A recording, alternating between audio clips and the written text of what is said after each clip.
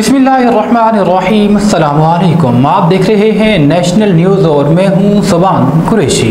खबर शामिल करते हैं कोट डीजी से। हमारे रिपोर्टर अयाज अली सुमरो की रिपोर्ट के मुताबिक दरगाह हज़रत मखदूम सादी मौसानी उर्स के मौके पर हर साल की तरह बड़ी तादाद में अकीदतमंदों की आमद। दरगाह हज़रत मखदूम सादी मौसानी में दूर दराज से आवाम ने शिरकत की। मुल्क के मुख्तलिफ शहरों से आए अकीदतमंदों ने मीडिया को बताया कि हम हर साल आते हैं और मेहंदी की रस्म मनाते हैं और हमारा तमन्ना पूरी होती है। दरगाह हज़रत मखदूम सादी मौसानी पे आके दिली सुकून मिलता है।